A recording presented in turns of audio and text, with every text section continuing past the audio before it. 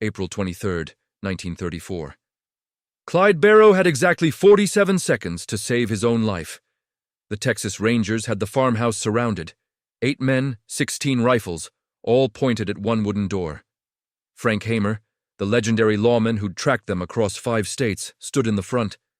He wasn't there to negotiate. He was there to end this. Inside that farmhouse, Clyde stood by the window, watching the dust settle from the Rangers' cars. He was 25 years old, though he looked older. 3 years running from the law does that to a man. 3 years of sleeping in stolen cars, eating cold beans from cans, never staying anywhere longer than one night. 3 years with Bonnie Parker, the woman who'd chosen him over everything else. The woman who was now unconscious in the bedroom, fevered and dying from an infection that had spread from a car crash wound 2 weeks earlier. They'd hit a bridge guardrail outside Wellington at 60 miles per hour. Bonnie's leg had been pinned under the dashboard when battery acid spilled and burned through to the bone. Clyde had carried her out of that wreckage while the car burned, carried her through a cotton field with lawmen shooting at his back, carried her because leaving her wasn't something his brain could even process as an option. But now, watching those Rangers take positions behind their vehicles, Clyde understood something with absolute clarity. This was the end. Not might be, not probably, but definitely the end. Unless he took the one chance he had, the back window. Behind the farmhouse was open prairie for 200 yards before hitting a tree line. In the bedroom closet was a rancher's coat and hat that would make him look like anyone else at a distance. The Rangers were focused on the front. Hamer expected them to come out shooting, expected the same reckless violence that had made Bonnie and Clyde's names synonymous with chaos across the Southwest. He didn't expect someone to simply walk away. Clyde could do it. Slip out the back, walk calmly toward those trees like he belonged there. Disappear into the countryside he knew better than any ranger ever would. He'd grown up in West Dallas, learning every back road, every abandoned farm, every place where a desperate man could vanish. 47 seconds! That's how long Hamer would wait before giving the order to storm the house. Clyde had been counting in his head since he first spotted them, a habit from all those bank robberies where timing meant the difference between freedom and a cell. 31 seconds now. He looked toward the bedroom door. Bonnie was in there, barely breathing, her skin hot enough that he could feel the fever from 3 feet away. The infection was killing her slower than a bullet would, but just as certainly. Even if they got her to a hospital, the burns were too severe, the infection too advanced. The doctors in Wellington had told him that before he'd put a gun in their faces and stolen their medical supplies. She had maybe 2 days left, maybe less. 22 seconds. Clyde's hand was already on the back window latch. His mind was doing the calculation it had done 1,000 times before. Probability of survival if he stayed, 0%. Probability if he ran, maybe 30%, maybe higher. It wasn't even a choice, it was mathematics. 15 seconds. He pushed the window open. Cool air hit his face. He could smell the prairie grass, the rain coming in from the west. Freedom smelled like that. Like possibility. Like tomorrow. He had one leg through the window when he heard it. Clyde. Her voice was weak, barely more than a whisper, but it cut through everything. Through the sound of Rangers chambering rounds outside, through the pounding of his own heart, through every instinct screaming at him to run. He froze, half in the room, half out the window. Clyde, don't! He didn't turn around. Couldn't. Because if he looked at her, really looked at her, he'd never make it through that window. Bonnie, I can come back, I can get help, bring a doctor, No, you can't. She was right. They both knew it. If he ran, he'd keep running. Because that's what you did when you were Clyde Barrow. You survived. They're going to kill us both if I stay, he said quietly. 8 seconds. I know. You're already dying. I know. 4 seconds. His other leg was moving toward the window. His body was making the decision his mind couldn't. And then Bonnie said 3 words, just 3 words that changed everything. Not without you. Clyde's legs stopped moving. Those 3 words hung in the air like gun smoke. Not without you. He'd heard Bonnie say a lot of things over the past 3 years. Heard her laugh while shooting out police tires on a highway outside Joplin. Heard her cry after they'd killed that deputy in Oklahoma, the young one who'd looked barely old enough to shave. Heard her recite poetry she'd written about them, romantic nonsense about living fast and dying young that newspapers ate up like candy. But he'd never heard her voice sound like this, empty of everything except certainty. He pulled his leg back through the window, turned around, and for the first time in 48 hours really looked at her. Bonnie had dragged herself to the bedroom doorway. Her right leg was wrapped in bandages that had bled through days ago, turning brown and stiff. Her face was pale, except for 2 spots of colour high on her cheeks from the fever. She was wearing one of his shirts because all her clothes had been lost in the Wellington crash. At 23 years old, she looked like a ghost of herself. "You should have stayed in bed," Clyde said, moving toward her.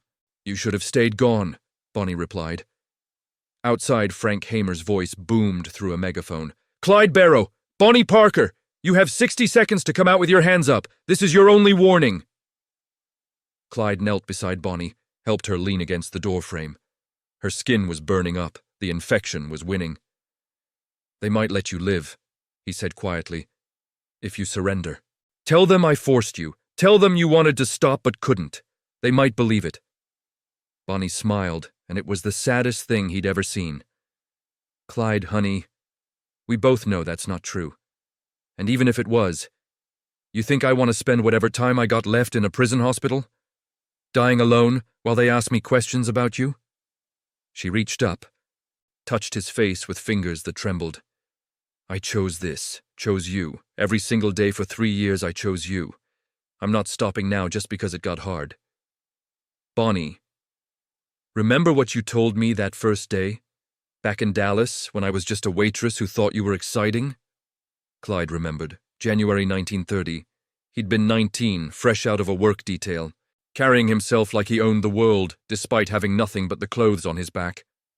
Bonnie had been serving coffee at the diner on Olive Street, bored with her life, bored with her husband who'd left her, bored with everything.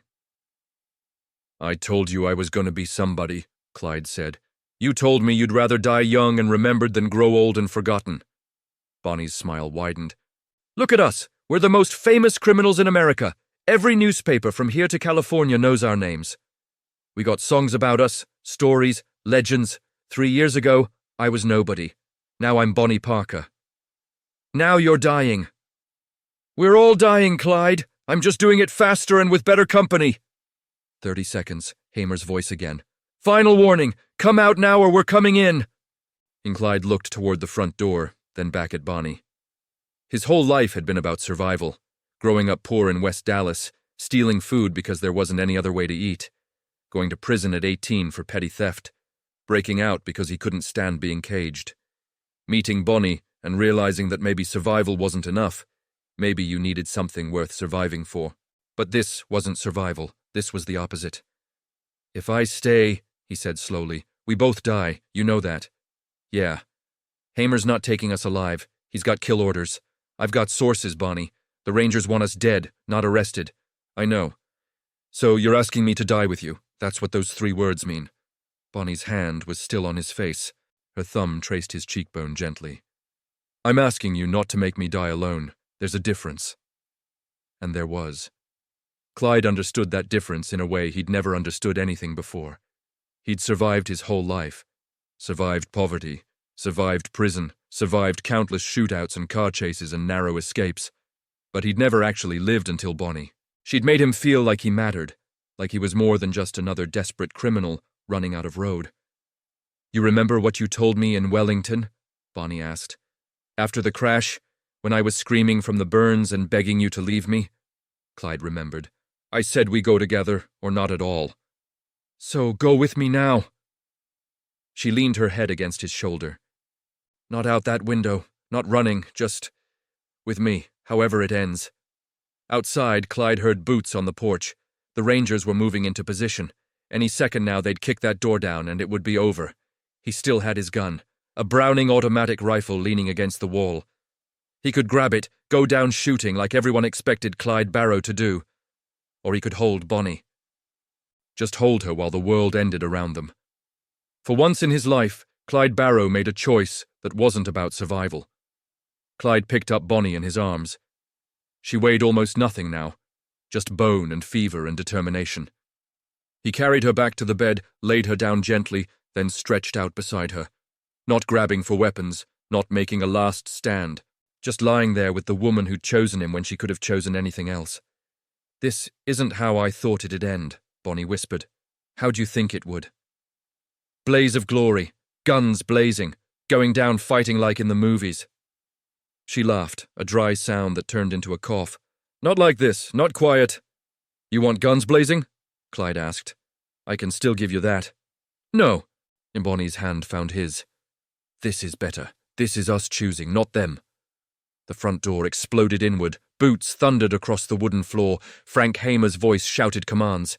Within seconds, 6 Rangers had filled the tiny farmhouse, rifles raised, fingers on triggers, expecting resistance, expecting violence, expecting Bonnie and Clyde. What they found instead stopped them cold. 2 people lying on a bed, holding hands. Clyde's gun was across the room, untouched. Bonnie's eyes were closed, her breathing shallow. Clyde looked up at the Rangers calmly. "She needs a doctor," he said. "She's got an infection. Burns from a car crash. If you're going to take us in, get her to a hospital first." Hamer pushed through his men, rifle still aimed at Clyde's chest. He'd been chasing these 2 for months, across state lines, through shootouts that left good men dead. He'd studied their patterns, learned their habits, promised the state of Texas he'd bring them to justice.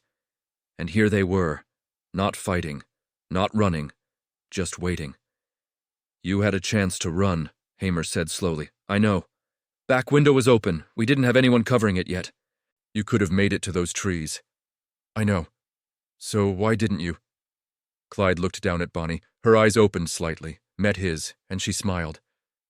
That smile that had made him forget every smart decision he'd ever almost made. "Because she asked me not to," Clyde said simply. Hamer stared at him for a long moment. This wasn't the Clyde Barrow from the wanted posters. This wasn't the cop killer, the bank robber, the menace to society. This was just a 25-year-old kid who looked tired. "Get them both up," Hamer ordered. "Carefully. The woman needs medical attention." What happened next wasn't what anyone expected. Not a shootout. Not a dramatic escape. Just 2 people being led out of a farmhouse in handcuffs while the morning sun broke over the Texas prairie. Bonnie was carried on a stretcher. Clyde walked beside her, limping slightly from an old wound that had never healed right. The newspapers would later argue about the details. Some said Clyde surrendered willingly. Others claimed he was planning an escape that never materialized. A few romantic editors insisted it was love that stopped him, though their publishers cut those lines as too soft for a story about criminals. But in the police reports, buried in pages of procedural language, there's a single line from Frank Hamer's official account. Subject Barrow had clear opportunity for escape, but refused to abandon Parker. When asked why, Subject stated, "She asked me to stay." No further explanation given. Bonnie Parker died 16 hours later in a Dallas hospital. The infection had spread too far, but she died in a clean bed with morphine for the pain and Clyde's hand in hers despite the chains that bound him to the bed frame. Her last words, according to the nurse who recorded them, were, "We went together." And Clyde Barrow stood trial 3 months later. The prosecution wanted death. The defense argued duress, manipulation, youth. But Clyde never defended himself, never claimed Bonnie forced him into anything, never tried to minimize what they'd done. When asked by the judge if he had anything to say before sentencing, Clyde stood and spoke for the first and only time. "Your Honor, I did everything they said I did. Probably did worse things they don't know about. I'm guilty. But Bonnie Parker, everything you heard about her being this evil woman who corrupted me, that's a lie. She was a waitress who wanted more from life. I gave her more. Maybe it was the wrong kind of more, but she chose it. And when she asked me to stay with her at the end, I chose her. That's the only choice I'm proud of." The judge sentenced him to life imprisonment, no parole. Clyde served 31 years in Huntsville State Prison. He died there in 1965, 66 years old, having spent more time behind bars than he'd spent free.